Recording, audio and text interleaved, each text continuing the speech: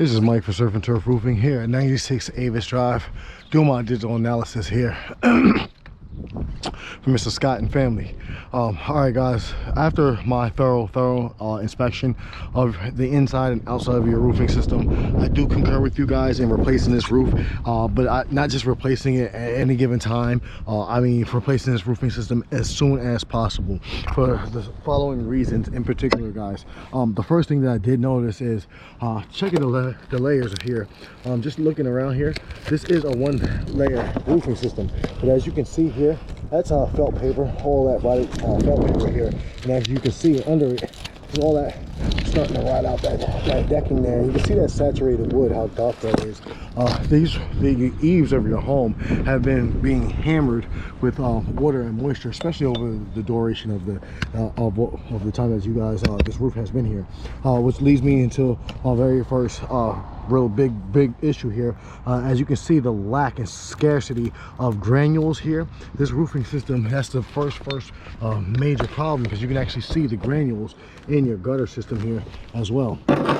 Now this is the protection of our roofing system. When we start losing granules, our roofing system becomes from a water repellent roofing system into a water absorbent roofing system, and really just absorbs all of the moisture throughout the actual shingle itself, all through the asphalt. When that ends up happening, you actually start getting this fungus and plant matter that grows in our roofing system, and that is largely due to the lack of ventilation or improper ventilation all throughout this roofing system and this roofing structure.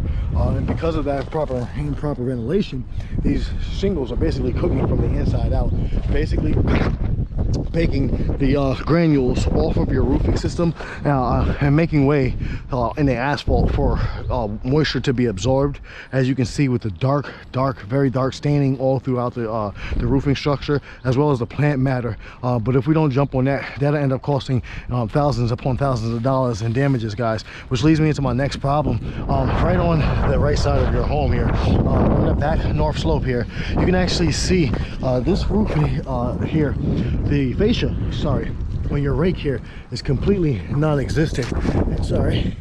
And as you can see here, these nails are totally rusted out, but this eave or rake board is actually just being hammered and just absorbing moisture onto the side foundation of this house, which again causes that wood to continuously spread that moisture like wildfire, wreak havoc, and cost us thousands upon thousands of dollars in damages. And another thing, as you can see, I have R in a few different spots here.